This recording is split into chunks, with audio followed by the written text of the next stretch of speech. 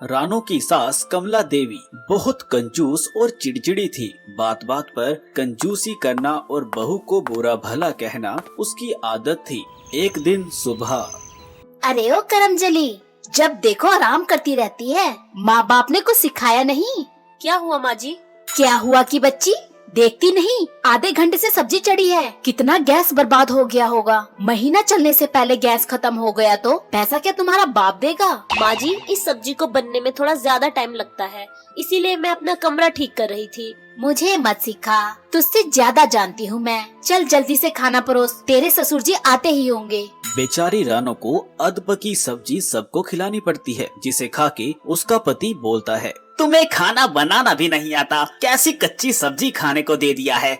सास के सामने रानो कुछ नहीं बोल पाती और चुपचाप अपने कमरे में चली जाती है। अगले दिन सुबह, अरे रानो, जरा देखूं तो तेरे पास कौन कौन सी साड़ी है? ये देखिए माँ जी, ये 5 साड़ियाँ बिल्कुल नई और महंगी हैं। मेरी माँ ने मुझे विदाई के समय दी थी।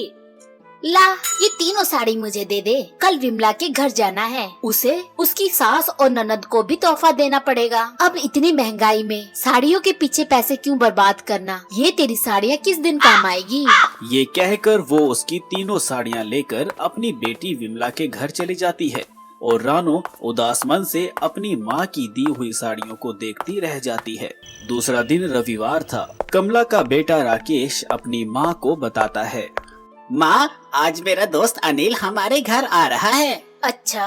हाँ माँ, हमारी शादी के समय अनिल शहर से बाहर गया हुआ था, इसलिए नहीं आ पाया था। आज उसका फोन आया था, वो और उसकी पत्नी रानो को देखना चाहते हैं, इसीलिए मैंने उन्हें डिनर पर बुला लिया है।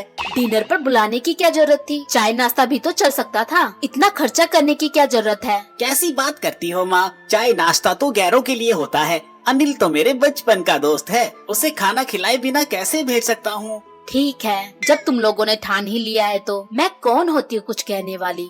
शाम के समय, माँ जी, मैंने सारा काम खत्म कर लिया है, अब मैं तैयार होने जाती हूँ। शाम को अनिल अपनी पत्नी के साथ आता है। कैसे हो राकेश? नमस्ते भाभी जी। नमस्ते माता जी। नमस्ते भैया। जीते रहो। सब लोग हंसी खुशी बातें करते हैं और खाने के बाद जाते समय अनिल की पत्नी रानो के हाथ में एक लिफाफा रख देती है। इसकी क्या जरूरत थी? भाभी जी, ये तो शगुन है, हम लोग शादी पर नहीं आ पाए थे, इसीलिए इसे अभी स्वीकार कर लो। ये कहकर वो लोग चले जाते हैं।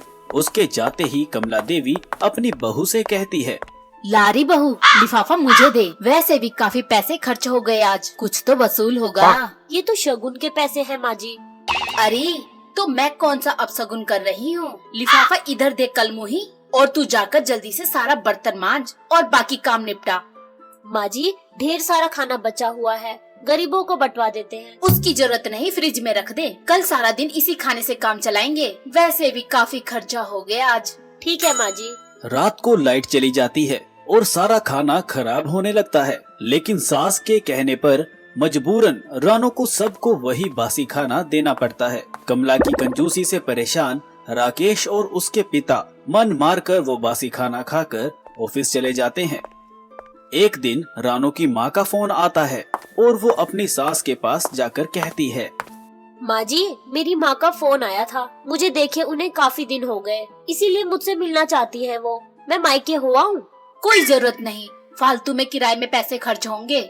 उन्हें मिलना है तो वो खुद क्यों नहीं आ जाती? रानो इससे उदास हो जाती है। सास की कंजूसी पर उसे बहुत गुस्सा आता है। कुछ दिन बाद होली का त्योहार आता है। वो दोनों सास बहू त्योहार के लिए शॉपिंग करने जाते हैं। माँ जी, धूप बहुत तेज है, रिक्शा कर ले। पैसे कौन देगा? तेरा बाप जरा सी दूर चला नहीं जाता महारानी से। फिर वो दोनों पैदल ही मार्केट पहुंच जाती हैं। रंगों की दुकान पर पहुंचकर, भैया जरा होली के लिए गुलाल देना। ये लो माँ जी, एकदम बढ़िया क्वालिटी का हर्बल कलर है, बच्चे बूढ़े सब खेल सकते हैं इससे। कितने का है? पूरे 500 का। 500? रहने दे, इतना महंगा नहीं चाहिए, कोई सस्ता सा दिखा। फिर वो 100 रुपए वाला रंगों का पैकेट लेकर मिठाई की दुकान पर पहुंच जाती है। 2 किलो लड्डू कितने का होगा? 800 का होगा माँ जी। 800? जहाँ देखो लूट मचा रखी है। चल रहने दे, नहीं लेने लड्डू। इसके बाद दोनों वापस घर आ जाती हैं। घर आकर कमला रानू से कहती है, तेरी माँ तुझसे मिलना चाहती थी ना, उनसे कहियो होली पर 2 किलो मिठाई और कुछ नमकीन भी ले आए। होली के दिन रानू की माँ मिठाई, नमकीन और ढेर सारा सामान लेकर आ जाती है और जाते हुए रानू को भी साथ ले जाती है। मायके आने के 2 दिन बाद रानू को खबर मिलती है कि उसकी सास कमला हॉस्पिटल में भर्ती है। वो दौड़ती हुई उनसे मिलने जाती है तो देखती है कि उसकी सास बेड पर पड़ी हुई है और उसके हाथों और चेहरे पर लाल लाल चकाटे पड़े हुए थे। वो दर्द से करार रही थी। हाय हाय। रानू डॉक्टर के पास जाकर पूछती है, माँ जी को क्या हुआ डॉक्टर साहब? सस्ते कलर की वजह से इनकी स्किन पर रैशेस आ गए हैं और कुछ कलर इनकी आंखों में भी गया है। अच्छा हुआ इन्हें जल्दी से हॉस्पिटल ले आए, वरना इनकी आंखें खराब भी हो सकती थी। 4 दिन बाद कमला पूरी तरह से ठीक होकर घर वापस आ जाती है। उसके इलाज में 12,000 खर्च हो जाते हैं। भगवान का शुक्र है माँ जी, आप ठीक हो गई।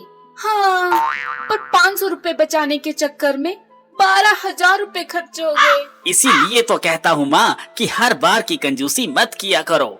हाँ बेटा, अब मुझे समझ आ गई है कि सस्ती चीजें कभी कभी महंगी पड़ जाती है, इसीलिए मैं अब कभी कंजूसी नहीं करूँगी। जान बची तो लाखों पाए, लौट के बुद्धू घर को आए। और सब हंसने लग जाते हैं। उम्मीद है दोस्तों ये वीडियो आपको पसंद आई होगी। वीडियो पसंद आई हो तो वीडियो को लाइक करें, चैनल को सब्सक्राइब करें और साथ ही अपने दोस्तों को शेयर करना ना भूलें।